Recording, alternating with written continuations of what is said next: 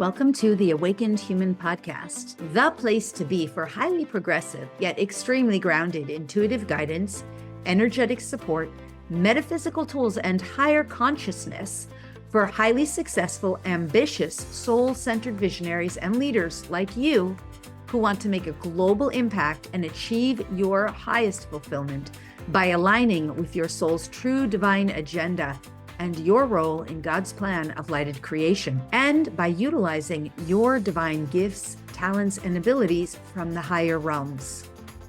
We do this by working with the non-physical realms of higher guidance, energy, intuition, and powerful metaphysical tools for healing and transformation. We understand that the real change and transformation that's being called for on planet Earth and in our own lives and our own businesses doesn't come from outside of us, but rather from within. And that the change that we desire to experience in our lives and in our world requires us to change from the inside. I'm your host, Lori Ann Spagna. I'm a best-selling author, spiritual catalyst, intuitive, energy worker, ascension guide, multidimensional channel, animal communicator, visionary, lightworker, and luminary. I have dedicated my entire professional life to helping thousands and thousands of humans and animals all over the world in service and contribution to the light, which is the expansion, the upliftment, the evolution of humanity, to awaken, to uplift, and to align with our true divine source, which exists within each and every one of us. It is my passion, joy, and purpose to share this information, energy, and consciousness with you. Thank you so much for being here today and for sharing time with me. Let's get started. Well, hello and blessings, beautiful soul. It's Lori here with you today. I'm doing a quick podcast actually from the road, and today's topic is about embracing struggle. And I know it's not like one of those glamoury, glitzy kinds of topics, but it's really relevant considering that we're just completing the end of an 8-year and we're entering into a 9-year on planet Earth. In numerology, 2024 equals 8 and 2025 equals 9. And clearly we completed last year and are starting off the new year with a lot of struggle. But I want to relate this more to you on a personal level because I think it's so relevant.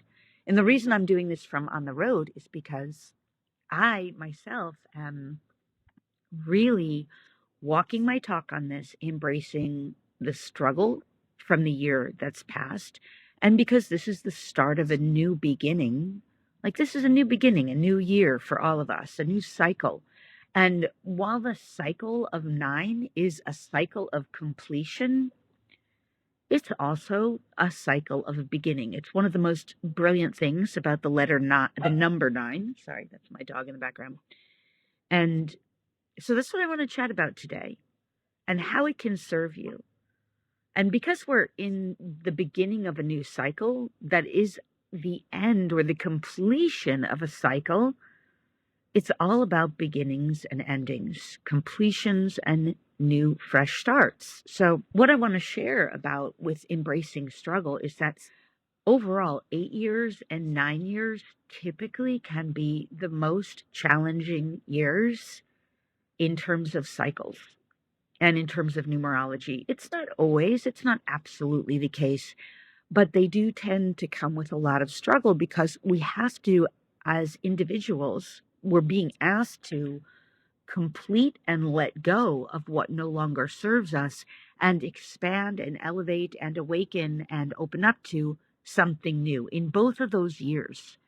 And typically, they're asking us to work through different forms of challenge and struggle.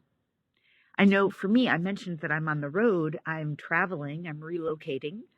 This is very typical for me. I have an inner gypsy. I love traveling and I love living in different places. The last time I did some big moves were the year of 2020. I traveled cross country for 2 straight years. I did live briefly I lived for 10 months in Sedona, but within those 2 years I was traveling. And even while I lived in Sedona, I never really moved all my stuff. It was always in storage. And then I traveled again back to Florida at the end of 2022, I think it was. And then I traveled again in 2023 or some period in there and moved to Sarasota, where I lived for about 8 months. And then I traveled back, and now I'm traveling again. So it's a lot of traveling, and I'm leaving behind a lot of my past because I get it. That's what we're meant to do in a 9-year.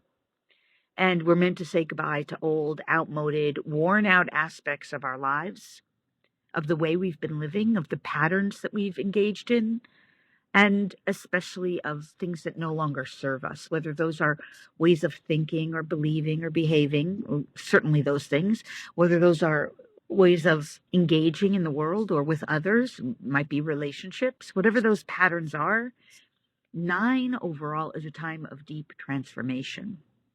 And I will say for myself, the year 8, and I know this was true for people, the year 8, meaning 2024, for me was like sometimes what seemed to be insurmountable challenges and hurdles and obstacles and hardships. And so letting go of what feels like it's behind me is, like, to me, so refreshing. And so I'm inviting you to start to look at your life where it's time for you to have positive change and transformation by letting go of what no longer serves you. And part of the way we do this really is to embrace the value of the struggles. And 8 years and 9 years can oftentimes incorporate struggle for transformation. Because 9 is all about transformation. 8 is about elevating and expanding. 9 is about releasing the past and embracing the new for deep transformation. And again, one of the greatest tools, in a sense, it's not so much of a tool, but it's a new way of regarding your experience, is by embracing the value of struggle. And I know that's not glitzy and glamorous. I know that's not what people want to hear. I know that's not what's portrayed in those, social media posts and in, the Instagram pictures. And it's definitely not portrayed in the love and light community. And it's not portrayed in the law of attraction community. And it's not usually what sells. Like, it's not how, expos, you go to expos and everybody wants a quick pill. They want everything to be fixed with a pill. And they want the magic pill. I was once doing, conversation with exploratory conversation with people in my community. And I'll never forget one of the women that I spoke with, who actually I had hired at one point to help me with some business marketing, branding, messaging. And in our exploratory conversation, she said, I just want, honestly, I know I'm not supposed to say this, but I just want a magic pill, if I'm being honest. And I get it. Like, that's what everybody wants. They want a magic pill that's going to magically make everything better. And if anything is a magic pill, I swear, it is energy work. It is energy healing. It really, if there is, it is spiritual energy work and energy healing, because it can almost magically, energetically change and shift things. However, if our personality self, our human identity, is judging and condemning the hardships or the difficulties that we go through, or if it's somehow making our experience wrong, or making something that we're going through, or even a relationship that we have, somehow judging it or wronging it, or engaging in some kind of what I call resistance, push-pull dynamic, which always happens in 8 years and usually happens in 9 years, then we're not embracing the struggle. Then we're part of the struggle. Then we're engaged in the struggle. And it's this rubber band seesaw kind of experience where the dynamic just continues until we are in flow or embracing the struggle will continue to struggle through us, in us, through us, and around us. So part of welcoming the difficulties and the struggles is the recognition that these struggles, these challenges, help us to grow. And they are a major part of our development journey. And they are the biggest part of personal development and growth. And this is the thing, like I myself went through so much struggle this past year because there were areas of growth that I was going through and I just couldn't see myself through it. Like it was challenging and it was involving stuff that I was meant to leave behind, where I was just over giving, over serving, overdoing, over delivering, and attracting into my field entitlement and, a lack of gratitude. And I'm still working through it, but now I can so see on the other side of it how it has elevated me and helped me to grow. But while I was going through it, I couldn't get out of that energy because there was so much struggle dynamic in there. And now on the other side, I can really see how, wow, if only I had just kind of embraced it more. And I was trying to do that, right? But it was just super challenging for me. I'm going to move in because things I can't control in the external world. Okay, so I got a little interrupted by things in the external world that I can't control, which was a lot of noise that I was not expecting from the gardener, because I'm in an Airbnb and I did not know that this was the day the gardener came, and it got really loud. So where I was at was just talking about embracing change and discomfort, right? And embracing the struggles. Because here's the thing. If you're listening to me, chances are you are a highly motivated, inspired change agent in the world.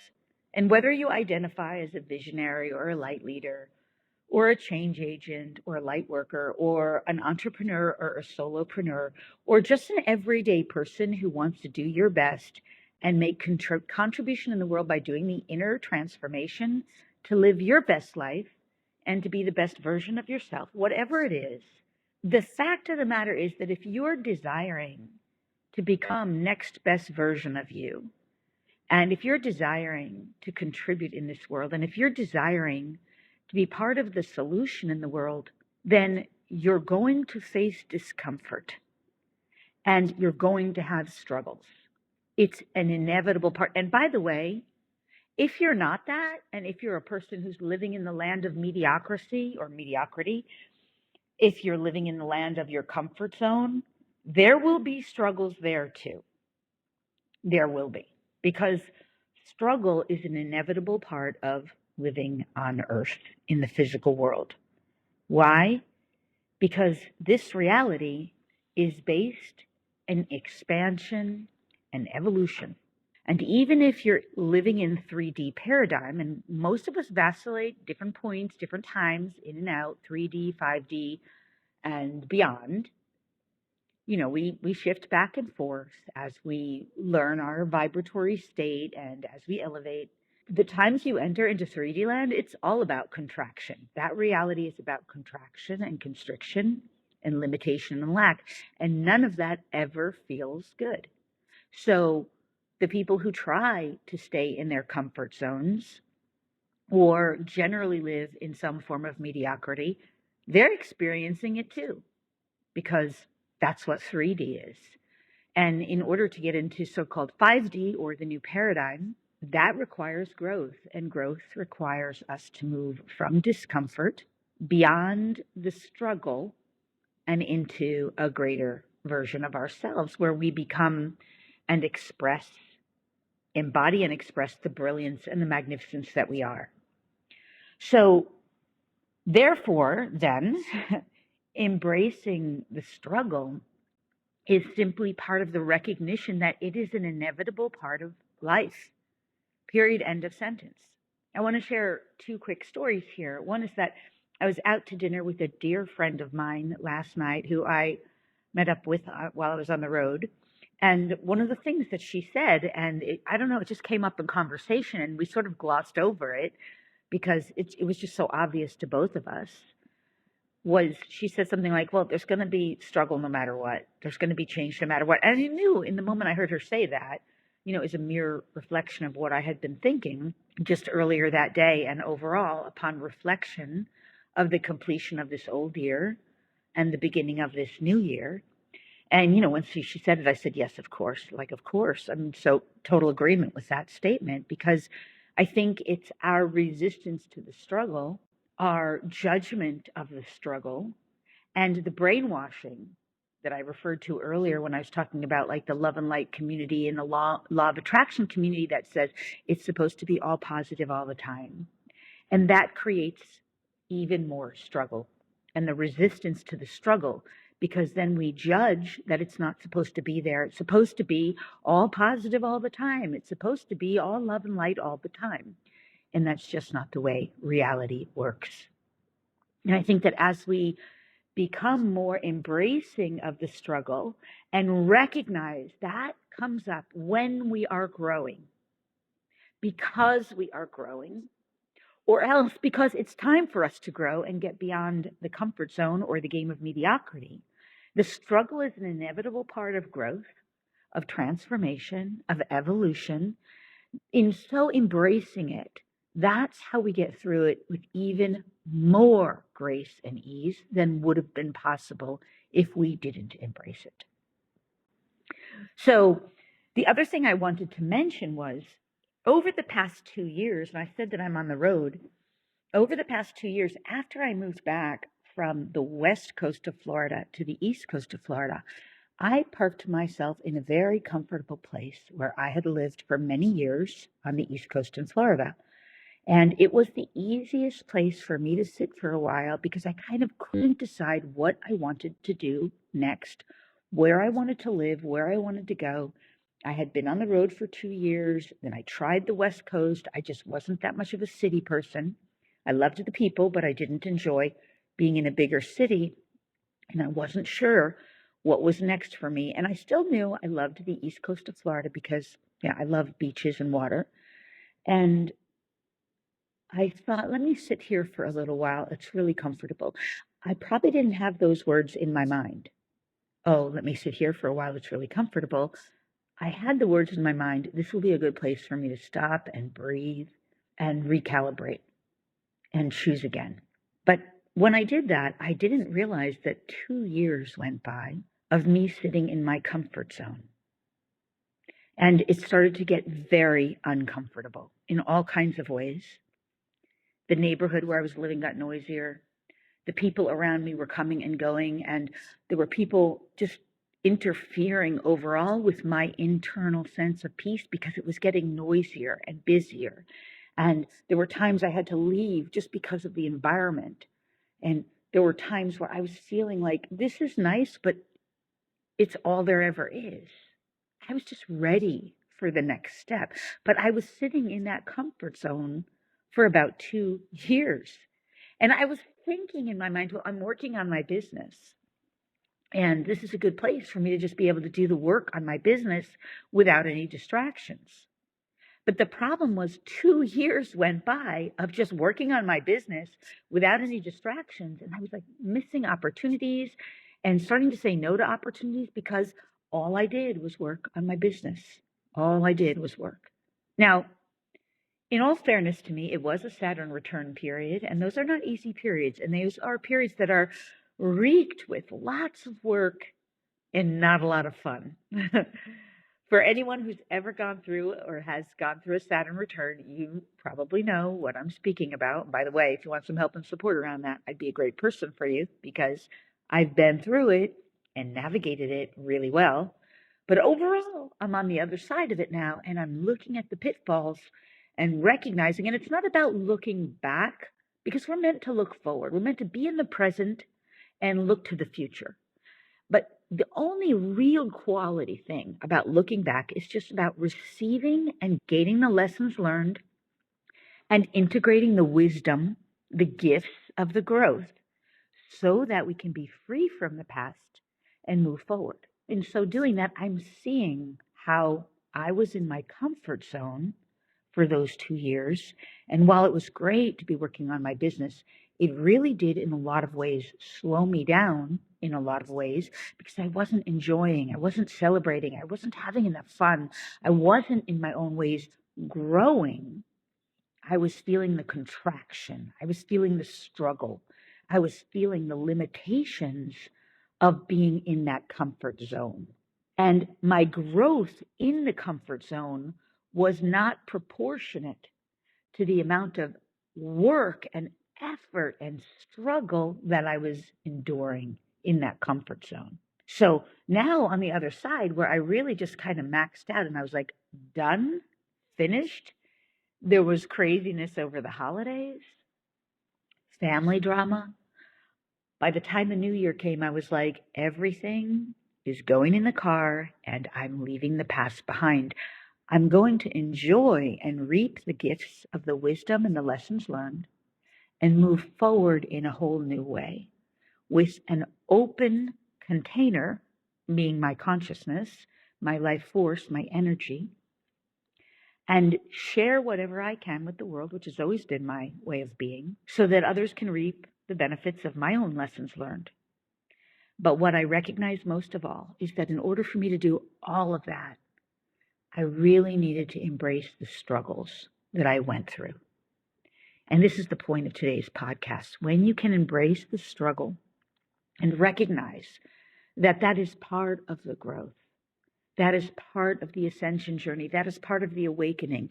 And if you are an entrepreneur or a solopreneur, that is part of you building the internal structure that's required for you to be able to offer whatever it is you're meant to offer, that you're uniquely qualified to offer, through embracing the struggle and recognizing that there is something good in there, that there is likely more positivity, more internal power, right? Not power over another, but personal power, more wisdom, more potential to be gained through that struggle and through the recognition that it is inevitable no matter what, then you might as well gain all those gifts and bless the struggle, bless it, embrace it, and recognize that it is part of the journey no matter what, and everybody does go through it.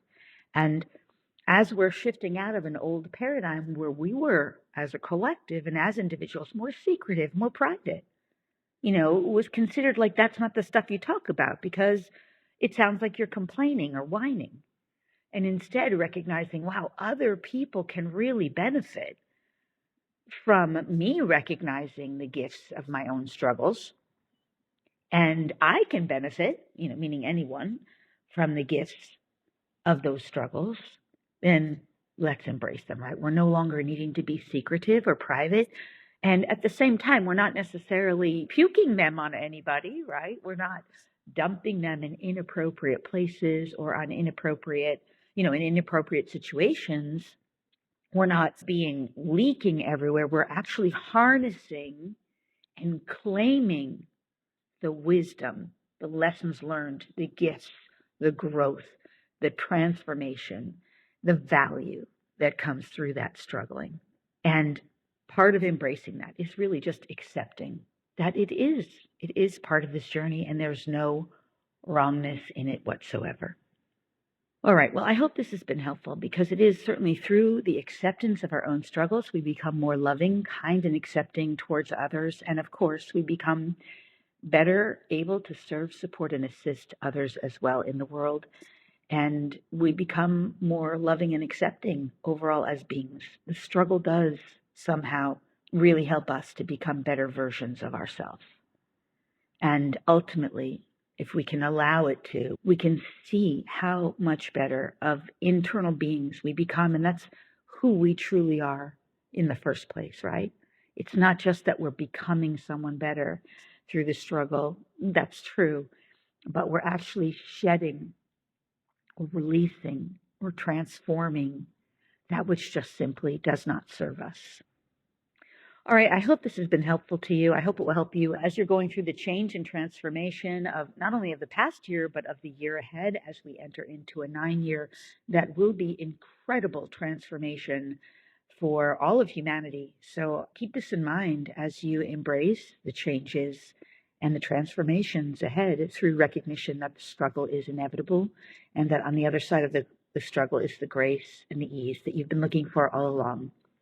All right, with that, I'm going to sign off for now, and I'm sending you so much love. And of course, as always, I am truly wishing you your most benevolent best. All right, farewell for now.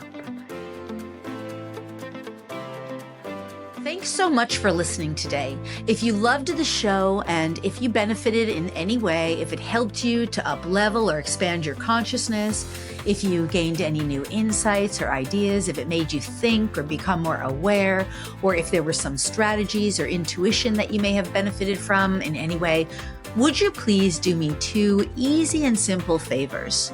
First, if you would be willing to leave a review, it would mean the world to me. I'd be so grateful. And second, if you're willing to share this show with anyone else who would benefit, you can either post it on your social media or just email it to someone and share it with another person or any other people. It would be so awesome. This kind of thing is so helpful in expanding consciousness on the planet and helping others to benefit from this kind of teaching, which just simply isn't generally readily available in the mainstream. So sharing it really helps others benefit and helps our planet evolve and awaken. Plus, expressing gratitude and generosity in this way will also expand your capacity to give and receive even more. Either way, I just want to say thank you so much for being here and for participating and for sharing, and overall, just for being the magnificent, the spectacular, the brilliant, the fabulous, the wonderful you that you truly are, and for allowing yourself to be the very best version of you today and every day. All my love and gratitude to you.